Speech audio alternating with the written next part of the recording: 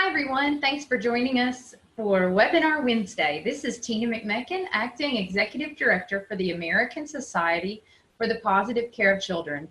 Our mission is to prevent child abuse through positive parenting, advocacy, and education, and today's webinar is part of that mission. So we're delighted to be joined by Dr. Jane Fitz-Gibbons.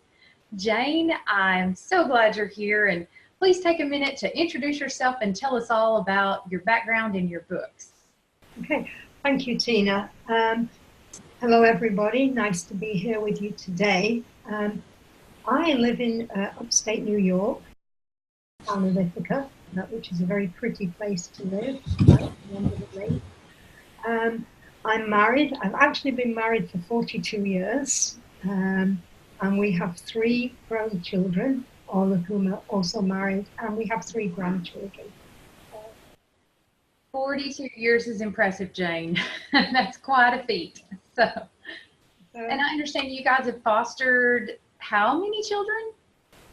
Well, we've lost count, but it's certainly well over 100 children. Wow. We actually started fostering in 1982.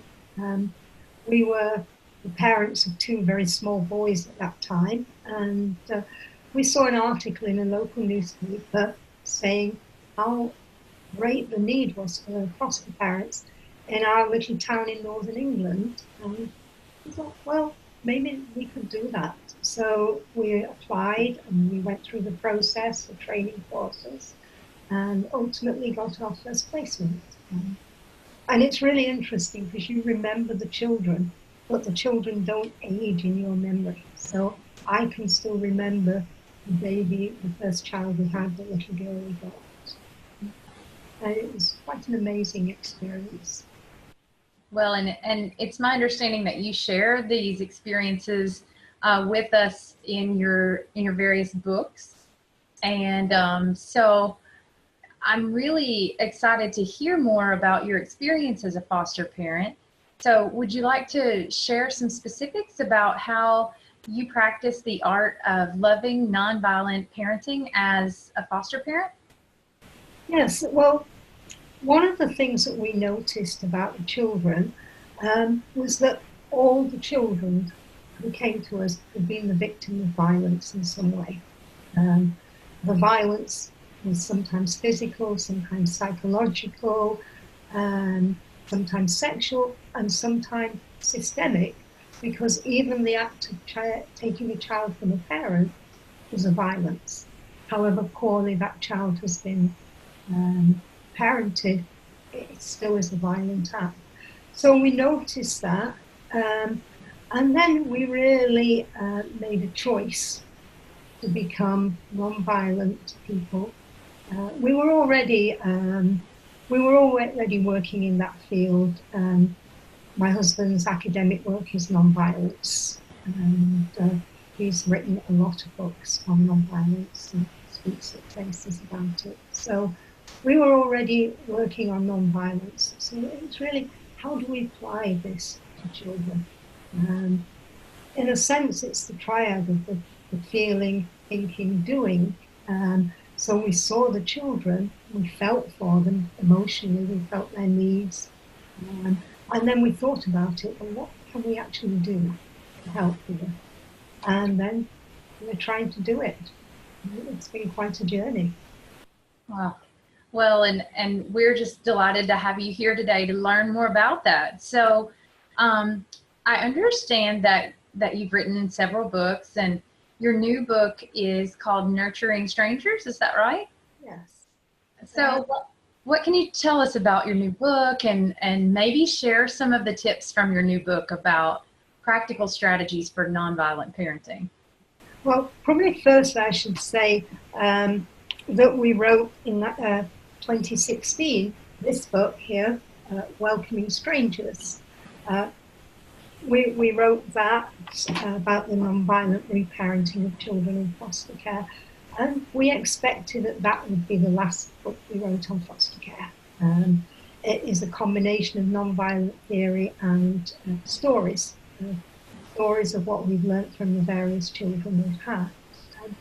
But when we finished, we realised still actually a lot of topics we've not touched on. So we started to write a new book, which is going to be called Nurturing Strangers, Strategies for Reparenting Children in Foster Care. What we're looking at in that book is we look a lot about race, what it's like when you're fostering a child who's a different race, how sometimes you need to be advocates for the children. We look at gender issues, we look at body image issues. We look at how we've discovered that the children have very little empathy for each other and others, and that we needed to cultivate empathy, and we needed to cultivate self-control. And we also used the work of Steven Pinker, who brought those two to light, and included also reason and moral sense. So most of Nurturing Strangers is built around those four concepts: how we help children to have empathy, how we help them to have self-control, how we help them to have moral sense, and how we help them to develop reason. Awesome. And I don't want to put you on the spot, Jane, but does any specific example come to mind from the book or any of your previous books that you could share? You mean like a story about a particular child, or? Yeah. Yeah, we have several of the stories we have involve children where we've had stealing. In our time as a foster parent, we've had a lot of things stolen for us, particularly once we moved into fostering teenagers. And one of the things that we do highlight as well is that it's very often you talk about a child stealing and you think, oh, is this a bad kid? You know? And we want to make that distinction between what we would call a bad kid and actually say, no, this is a traumatized child. This is a child that, because of where they've been, their life experiences, have suffered some pretty severe trauma, and this results in these behaviors like stealing. One instance that we talk about in the book, and we actually call it the case of the disappearing Christmas pudding, where I had bought some British Christmas puddings at an extortionate price, put them in the cupboard, and they disappeared. We realised that our current foster child was to take them. And at those times you have to really weigh up, is it worth, you have to work out what's your non-violent response to this. If you challenge a child too strongly, they will become aggressive, and that's what we want to avoid. So in that case, we just contented ourselves with later pointing out how this would have been served and to highlight it would have been, and hope that that hit home rather than a direct challenge. And how did you feel when you discovered that? You know, what were your emotions, and do you have any tips for parents to get their own emotions in check? Your own emotions are obviously, you feel pretty sad, because it's very difficult when you have put quite a lot into a child and you feel that they've repaid you by stealing from you. And that's probably one of the least significant, valuable things we've had stolen from us. So it's nice when there's two of us, because we can vent to each other. For new foster parents, I always advocate finding support groups where you can vent to other foster parents. And for parents who are not foster parents too, I know that I'm not a foster parent. I have 3 children, and I certainly need all the support I can get. So I think it's just important to have a sounding board for anyone, you know, so that's great advice. And in Welcoming Strangers, we do at the end have a chapter on self-care. I think that's really important, that we have to find things that we can do for ourselves that help us become calm, help us to become non-violent, and help us at those times where we feel I need to go for a walk by myself, or I need to calm before I talk to this child. The thing that struck me, Jane, is all of this is very intentional. I just from what I can tell, it's not like you're just going to wake up one day and be a very patient, loving, gentle, nonviolent parent, you know. And so tell us more about the concept of intentional nonviolent parenting. You know, what is it that we can do as parents to move ourselves in that direction? So talk to me about how we steer the ship intentionally. Well, nonviolence, we have a definition here. I'll read it, it's in the new book. Nonviolence is a way of living that seeks to reduce violence by refraining from violent actions, by acting according to loving kindness, and by seeking the good of the other. And the intentionality that we practice that is really important, because if we think about it, most of us are non-violent most of the time, without any intention, without thinking about it. We just are.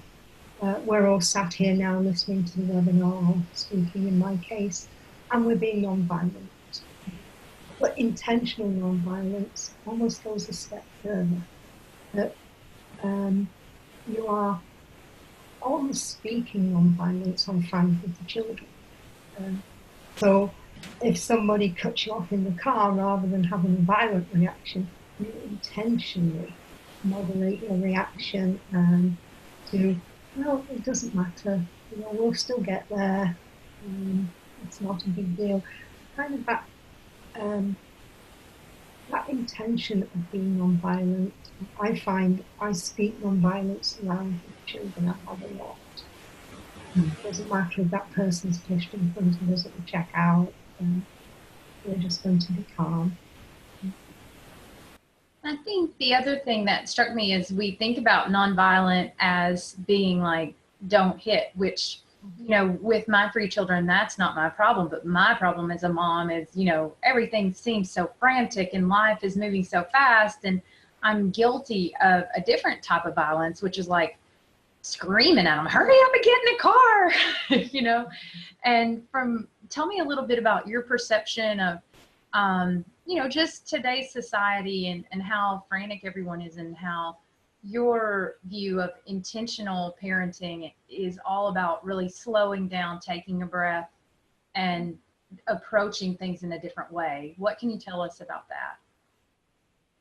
I don't know if this is just my issue, but I'm having a hard time hearing the speaker. Okay, no problem. Jane, can you maybe scoot a little closer to the mic? Is that better now? Yes, I think it is. Is that better now, audience? Yes, I could hear you very well, but I couldn't hear her very well, so that's better. Okay, thanks for letting us know. Go ahead, Jane. So today's society, yes, it's, I think more than the frantic nature, there is a concern about the amount of violence that children are subject to on a daily basis. We see it in the media, we see it in comic books, we hear it. I work in a school, we hear it in the children's speech. Violence is becoming everywhere. You know. Even some of the cartoon, the children's programs are violent. I'm not particularly too familiar with very small children's television programs, but we have developed a course, a 12-week course that we teach called Welcoming Strangers, of course. We teach it for DSS, for caseworkers and foster parents. And some of the feedback we've received is people with young children have been aware how much violence there is even in the children's programs, and how they've started to monitor that and become more aware of it. Mm-hmm. You make a good point. It's all around us. And so you guys are saying that we have to be cognizant of it and take appropriate action. So tell me again, what was the triad you mentioned a little bit earlier? You said there's 3 things. It was like feeling. So you see something. So we see the plight of foster children, you hear sometimes on the news about terrible things, and you feel it in a deep inner part of your body. And then you need to move from just feeling it to actually starting to think about it, to think deeply about, well, what am I seeing here? What am I hearing here? What's caused this? And then the third is doing. So then, how can I take action? What can I do? And for us, the doing was creating nonviolent parenting. Got it. So, at the American SPCC, our particular area of interest is positive parenting. And we've discovered that positive parenting means lots of different things to different people. So I'd love to get your definition of what does positive parenting mean to you? Well, I think for me, positive parents is, to say the same words again, it's the loving nonviolence. It's the creating a home where a child can feel safe and a child can feel secure, and in the case of foster parents, can be free from further violence, and in the case of birth parents, are free from violence.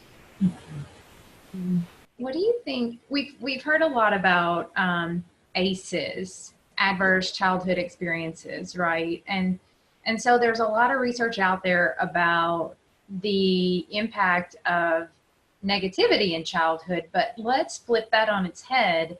What do you think is the potential impact of positive parenting or loving nonviolent parenting? How do you think that will affect children as they grow into adulthood? What characteristics would you hope to see?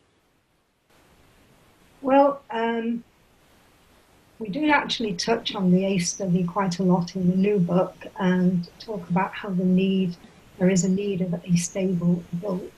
But I think the impact of positive parenting, I like to think about it in 3 ways, really. That for society, there should be a huge impact because we are creating people who will grow up into stable adults and productive adults. For the children themselves, they will have a safe and stable upbringing, which will help them develop self-worth and ego strength to become mature and responsible people. And then for parents, I think will become a sense of doing the job well. For parents, the less violence they use, the more good they'll feel about themselves in the way of parenting. Mm-hmm. I can see that, Jane. I know that, when with my 3 kids, like if I lose my temper, I just feel terrible, even 5 minutes after. So if I could just learn to do better and keep that in check, I think that, like you're saying, over the long haul, I could look back on my parenthood and be really proud, of what I did. Before I ask you the next question, we're still getting reports that the mic is not picking up. So maybe scoot forward, just lean on into that camera, Jane, just like I am. Just get your face up in it. And so the next thing I wanted to ask you, and I know this is a difficult one because with all of your books, it's hard to just distill it down to one thing. But if you could only give one piece of advice to parents and caregivers, what would that one nugget of wisdom be? Very hard to pin down to one. Or maybe the top 3 if you want. I think one, I would say commitment, a commitment to raising children non-violently. I think commitment is really important because we're all on a journey. I certainly wouldn't say, sit here and say, I've made it as a non-violent parent. It's a lifetime journey, and that takes a commitment. And a commitment to non-violence in parenting is not the easy way out, because we don't want children who've not had discipline. They need that mentoring, they need that loving, they need that direction, they need that structure, but without violence. So it's not an easy road to take, but I think it's a very worthwhile one. And I think the thing that keeps you going is that you have made a commitment to it. I will parent non-violently. Mm-hmm. I think that's great. And so walk me through, let's say that we have parents and caregivers out there who are watching this webinar and they say, you know what, I'm going to commit. I want to be a gentle, loving, non-violent parent. So tell me a little bit about, you know, what you think someone would do, obviously besides checking out your books, that's a given, right? But what else can they do to really dig into that and begin to learn about it and experience it for themselves? What do you think are the steps to that? I think the important thing is to take small steps. As I already said, remember it's a journey. Remember it will take time. If you still shout at your children, don't feel guilty, just keep the commitment going. It's like if you knew somebody who did one mean thing, you would just think they'd done a mean act.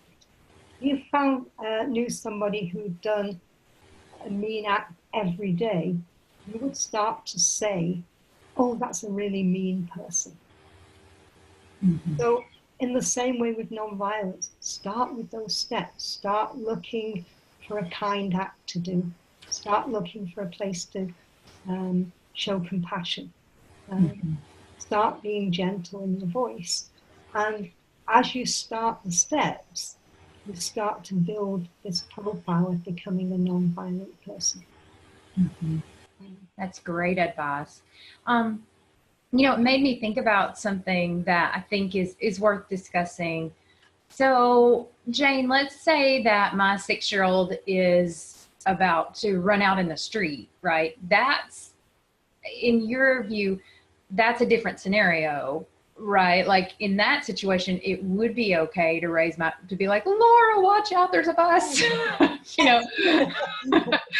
So it's not, you know, I think you have to think carefully about what's appropriate and what's not. So you have to be sensible about it, you know? I mean, you could still shout upstairs and say, boys, dinner's ready, you know, come down. I think it's that choosing to shout when there are other ways available. Mm-hmm.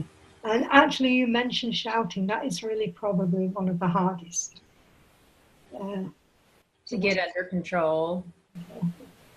Yeah. So what, you know, in your experience, what could, if you were to, you know, give all the parents out there in internet land, right, some advice. Let's talk about shouting, because I do think that is, just from talking to my circle of parents that I know and reading a lot of posts online, shouting is a problem. And so what are some practical strategies that people can use, some gentle, nonviolent strategies to avoid that scenario? Well, I think the first thing is the awareness. I think because you've talked about it now, and maybe other people are listening to that, the next time you shout, you will actually be more aware of it. Mm-hmm. You'll have raised your consciousness about it. And because of that, that will give you the first step on trying to do something about it. And I think in some ways, it's just almost a slowing down. As you go to shout, try to think, why do I want to shout? What am I hoping to achieve here? And what's the best way to achieve that? Mm-hmm. Got it. So just becoming more aware and cognizant. Yeah, awareness is a big thing. One of the exercises we sometimes ask people to do on the first week of the course is to go out that week and notice violence. And it's amazing how much violence people will come the next week that they've noticed. And it will include from violence on the television to seeing somebody violent with a child in a food store and everything in between. So building that awareness is really important. The other thing I wanted to ask is, so let's say that someone is watching this program and they decide to sort of try to start behaving in a different way as a parent. How long does it take? And I know that this isn't written in stone, but in your professional opinion, how long does it take to see a difference in the reaction of the children? Is this something that even within a month that you're going to notice a significant difference in your family? It's different with all families, but I've talked to families who have seen differences that quickly. We've actually said, one person even yesterday said to me that she had noticed the difference when she was more aggressive in her voice to her toddler than when she was calm. And she was committed to being calm, but she said she noticed, even at a very young age, how quickly he reacted differently to her tone of voice.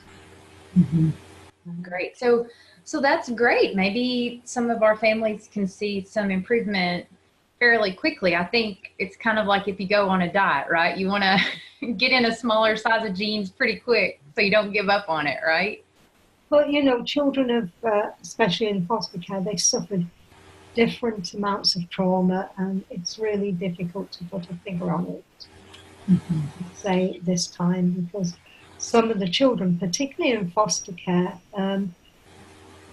you don't see the end result. You start what you hope will be a healing process.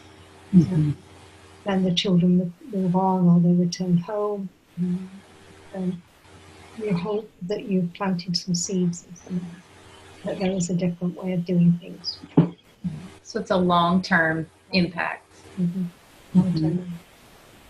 The last thing I wanted to ask you, and I don't want to put you on the spot, but what's your favorite story about, any encounter or experience that you've had as a foster parent? I mean, 100 children is a lot. And so I'm hoping that maybe there's one experience that just comes to mind that makes you smile.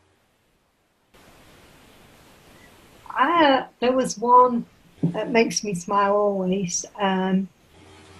It's a long time ago, and it was a little one that we had, and we got this child at 6 weeks old. And when we got him, we were told they didn't know what was wrong with him, but they thought maybe he was blind, maybe he had some deafness. He wasn't showing any reactions. We took him, and it was about a week later, I was calling the caseworker and saying, well, he's definitely not deaf. He's definitely responding to noises. And then we later realized that the child had been strapped in an old-fashioned pram with a hood up and prop-fed for all his 6 weeks of life, and had no stimulus and no responses. We worked very hard with that little one. He had to have exercises from a physiotherapist to help his muscles develop, to teach him to roll over. Things that babies do naturally. It was quite an interesting process to see how the different stages in children learning to roll over. But then when he was with us for about 18 months, and then he was cleared to be adopted, and they were looking to match him with a family who had no children. And it was probably 6 o'clock in the morning, I got woken up by a phone call, and it was this couple, and they were both on the phone, and he said, I hope we're not phoning you too early. But the caseworker came to see us last night and said you wouldn't mind phone calls. And they said we couldn't sleep all night. We're so excited. And they said we've waited 10 years for this and it's our dream come true. Oh. You know, how can you not be moved? And we then went through a long 2 to 3 month process of having him bond with that new family, gradual introductions, increased periods of time. And then when he went, of course, there was tears from our family. We'd had him since he was 6 weeks old, but there was a real joy in seeing him go to a family whose dream it was to have a child, and they couldn't have had one otherwise. So that was a lovely story for us. And that young man is now adult, and their adoptive parents did send us photographs. Nice. That's so great, Jane. That is a beautiful story. I'm so glad that you shared that with us, and I think I'd love to end on a high note. You know, the only thing that I have left to ask you is I wanted to give you an opportunity to share some information about your books in case anybody out there is interested in, taking a peek at them. I know that you've given us a nice taste of your views as an author. So go ahead and share whatever information you'd like about your books, and then we'll pass it back to me and I'll wrap it up. Well, obviously they can all be found on Amazon. So this one, I think I showed it before, is Welcoming Strangers. This one my husband and I co-wrote in 2016. This one is for anybody that's interested in a more in-depth look at corporal punishment, physical punishment of children. It was 2017, published by Palgrave Macmillan. This one, I have a chapter, well, both my husband and I have separate chapters in this. My chapter is Children, Violence and Non-Violence. It's called The Routledge Handbook of Pacifism and Non-Violence.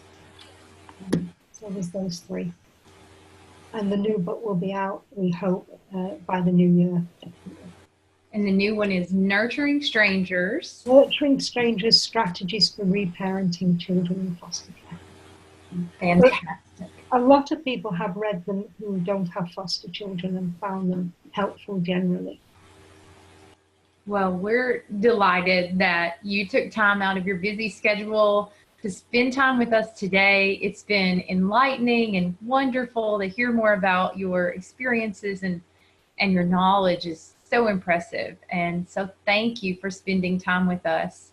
Well, thank you for inviting me. It's a pleasure to be here.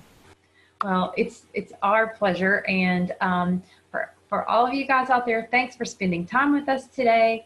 I just want to remind you to join us next week for Webinar Wednesday. We're going to be speaking with Kimberly Ware, who is an author and a screenwriter who's going to share with us her experience as a foster child in a family of a different race. And I think that'll be an interesting discussion, and we're looking forward to that next Wednesday, October 17th. So with that, thank you all very much, and I hope you have a delightful day. Thank you.